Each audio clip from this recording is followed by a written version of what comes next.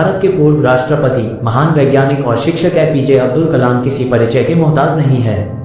यह भारत के सबसे पसंदीदा यूथ आइकॉन है। इन्होंने अपनी मेहनत, लगन और इच्छा शक्ति से अर्श से शिखर तक का सफर तय किया है। इन्होंने बहुत सी ऐसी बातें कही है जिन्हें अपने जीवन में अपनाकर कोई कामयाबी के शिखर तक पहुंच सकता है। हमने यहाँ पर इनके ऐसे ही विचारों का संकलन किया है। डॉक्टर एपीजे अब्दुल कलाम एक प्रख्यात भारतीय वैज्ञानिक और भारत के 11वें राष्ट्रपति थे। उन्होंने देश के कुछ सबसे महत्वपूर्ण संगठनों डीआरडीओ और इसरो में कार्य किया। उन्होंने वर्ष 1998 के पोखरण द्वितीय परमाणु परीक्षण में भी महत्वपूर्ण भूमिका निभाई। डॉक्टर कलाम भारत के अंतरिक्ष कार्यक्रम और मिसाइल विकास कार्यक्रम के साथ भी जुड़े थे। इसी कारण उन्हें मिसाइल मैन भी कहा जाता है। वर्ष 2002 में कलाम भारत के राष्ट्रपति चुने गए और 5 वर्ष की अवधि की सेवा के बाद वह शिक्षण, लेखन और सार्वजनिक सेवा में लौट आए। उन्हें भारत के सर्वोच्च नागरिक सम्मान भारत रत्न सहित कई प्रतिष्ठित पुरस्कारों से सम्मानित किया गया। प्रारंभिक जीवन। अबुल पकीर जैनुलाब्दीन अब्दुल कलाम का जन्म 15 अक्टूबर 1931 को तमिलनाडु के रामेश्वरम में एक मुसलमान परिवार में हुआ। उनके पिता जैनुलाब्दीन एक नाविक था और उनकी माता अशिम्मा एक गृहिणी थी। उनके परिवार की आर्थिक स्थिति ठीक नहीं थी, इसलिए उन्हें छोटी उम्र से ही काम करना पड़ा।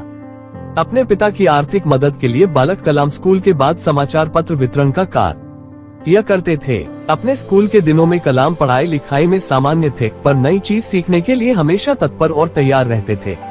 उनके अंदर सीखने की भूख थी और वो पढ़ाई पर घंटों ध्यान देते थे। उन्होंने अपनी स्कूल की पढ़ाई रामनाथपुरम स्क्वाट्स मैट्रिकुलेशन स्कूल से पूरी की और उसके बाद तिरुचिरापल्ली के सेंट जोसेफ्स कॉलेज में दाखिला लिया, जहां से उन्होंने सन 1954 में भौतिक विज्ञान में स्नातक किया। उसके बाद वर्ष 1955 में वो मद्रास चले गए, जहां से उन्होंने एरोस्पेस इंजीनियरिंग की शिक्षा ग्रहण की।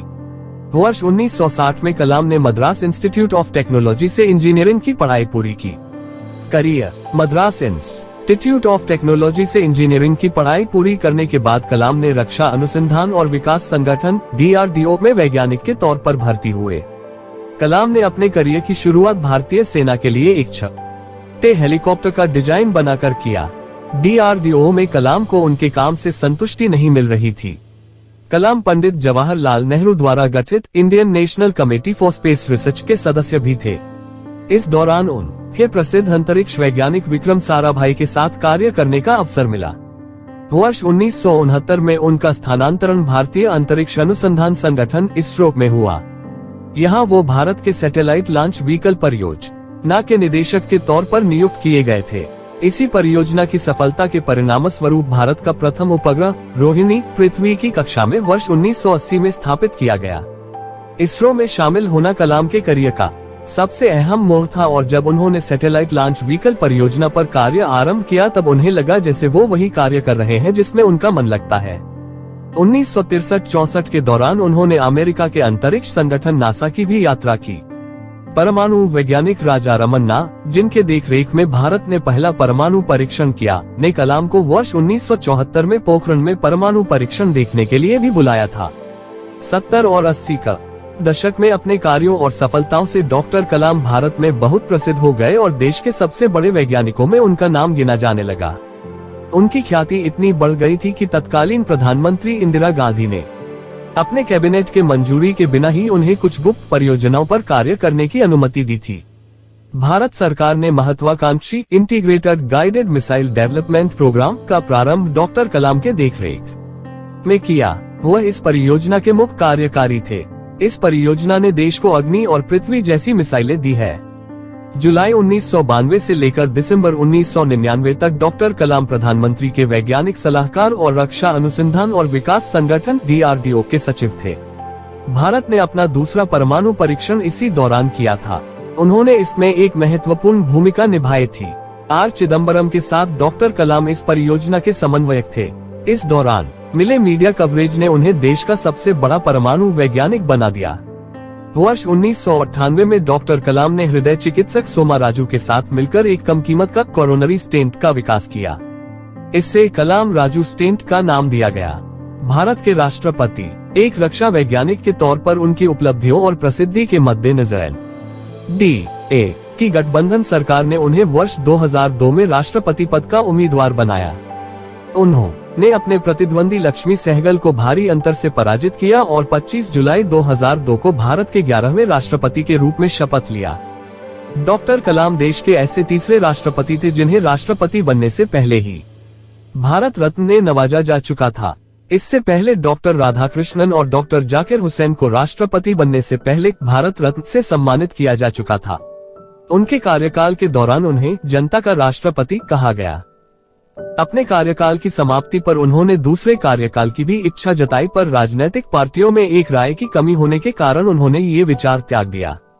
12वें राष्ट्रपति प्रतिभा पाटिल के कार्यकाल के समाप्ति के समय एक बार फिर उनका नाम अगले संभावित राष्ट्रपति के रूप में चर्चा में था, परंतु आम सहमति नहीं होने के कारण उन्होंने अपनी उम्मीदवारी का विचार त्याग दिया। राष्ट्रपति पद से सेवामुक्त होने के बाद का समय। राष्ट्रपति पद से सेवामुक्त होने के बाद डॉक्टर कलाम शिक्षण, लेखन, मार्गदर्शन और शोध जैसे कार्यों में व्यस्त रहे और भारतीय प्रबंधन संस्थान शिल्लोग, भारतीय प्रबंधन संस्थान अहमदाबाद, भारतीय प्रबंधन संस्थान इंदौर जैसे संस्थानों से विजिटिंग प्रोफेसर के तौर पर जुड़े रहे। इसके अलावा वह भारतीय विज्ञान संस्थान बेंगलुरु के fellow, Indian institute of space science and technology Thiruvananthapuram के चांसलर, अन्ना यूनिवर्सिटी चेन्नई में एरोस्पेस इंजीनियरिंग के प्रोफेसर भी रहे। उन्होंने IIT हैदराबाद, बनारस हिंदू यूनिवर्सिटी और अन्ना यूनिवर्सिटी में सूचना प्रौद्योगिकी भी पढ़ाया था।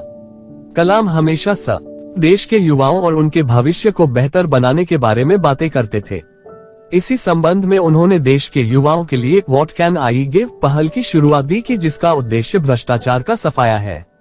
देश के युवाओं में उनकी लोकप्रियता को देखते हुए उन्हें 2 बार 2003-2004 MTV youth icon of the year award के लिए मनोनीत भी किया गया था। वर्ष 2011 में प्रदर्शित हुई हिंदी फिल्म आई एम कलाम उनके जीवन से प्रभावित है। शिक्षण के अलावा डॉक्टर कलाम ने कई पुस्तकें भी लिखी, जिनमें प्रमुख है India 2020, a vision for the new millennium, wings of fire, an autobiography, ignited minds, unleashing the power with in India, mission India, indomitable spirit आदि। पुरस्कार और सम्मान। देश और समाज के लिए किए गए उनके कार्यों के लिए डॉक्टर कलाम को अनेकों पुरस्कारों से सम्मानित किया गया। लगभग 40 विश्वविद्यालयों ने उन्हें मान डॉक्टरेट की उपाधि दी और भारत सरकार ने उन्हें पद्म भूषण, पद्म विभूषण और भारत के सबसे बड़े नागरिक सम्मान भारत रत्न से अलंकृत किया। मृत्यु 27 जुलाई 2015 को भारतीय प्रबंधन संस्थान शिल्लोग में अध्यापन कार्य के दौरान उन्हें दिल का दौरा पड़ा, जिसके बाद करोड़ों लोगों के प्रिय और चहेते डॉक्टर अब्दुल कलाम परलोक सिधार गए।